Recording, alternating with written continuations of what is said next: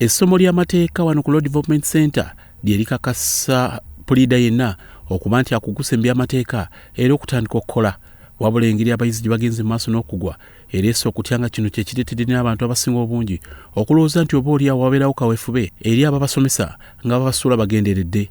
Atwala ettendekero lino Frank Nigero Thembi azimudde ebigenze maaso n'okuyitiŋŋana nga basuula abayizi bano n'ekigendererwa.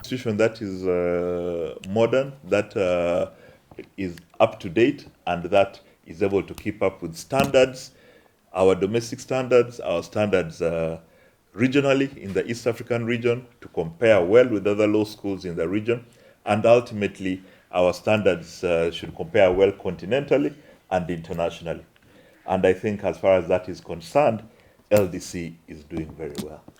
Ono agenze maaso n'ategeeza nga bw'atalina kigendererwa kusuula abayizi bano kubanga teri ajja kujja kuvuganya mu kifo kye. I think my marks were taken, you hear that, my marks were removed, they were given to another student. Why would I remove your marks if I want to give marks to another student? Do I have to come and take from you? Yeah. For me, I was bewitched. For me, in my family, I have the other uncle. That uncle, as long as he's still alive, my family, we shall never prosper. Don't blame everyone else. Come and take my job. No. None of them is going to become director LDC. None. None of them is going to become a senior legal officer. None of them is going to become a chief magistrate. They have to work through the system. And eventually, if there are very many, and the market will take care of them. If we realize that there are too many lawyers, then people will stop studying law. Now they're doing law because they think it is lucrative. If they find the market is full, they will move on to something else. They'll move on to other professions. They'll move on to other businesses. Tusobodde okwogerako naye mu mwezi yakafu tumusanze ku ttendekero lino n'azimula byonna ebigenze maaso n'okuyitiŋŋana oluvannyuma lw'abayizi okwekubira enduulu nga bwe basuulibwa mu Bugenderevu. Ono agamba nti kisinza okuba nga kisuula abayizi kwe kuba nti ekigezi ekitandikirwako giyite pre-entry exam yagibwawo akakiiko akafuga bannamateeka so nga amatendekero mangi aga waggulu mu kaseera kano agawerera ddala 18 ge gagenda maaso n'okusomesa essomo ly'amateeka. You need to go back to 2019 when the pre-entry exam was suspended. And that was an exam that was helping to, because we have so many universities accredited to teach law. Currently, there are 14 universities.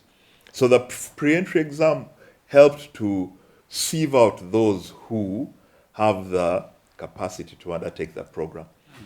So the decision was taken to suspend that exam.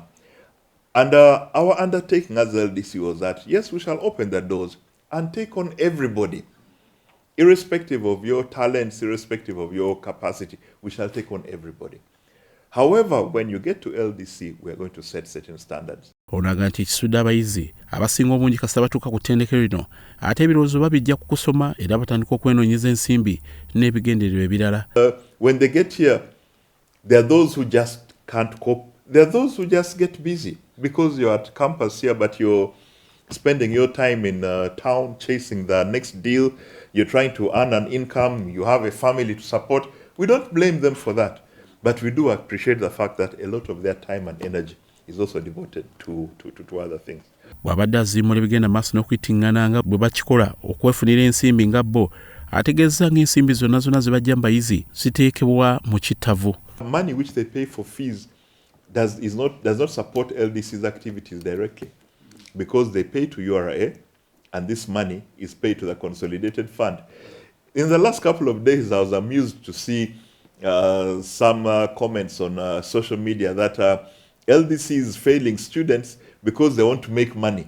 Because when students come back to sit supplementaries, they pay a lot of money and LDC gets that money. Actually, that money they pay for supplementaries, which is 300,000 for each subject, they pay to URA. We don't see that money. It goes to the consolidated fund. Actually, for us, it is now in our interest to have fewer students failing because we have costs involved in administering those supplementary exams. Kuraso TV, Grace Girinya, Nebone Wanduru, Omunyo.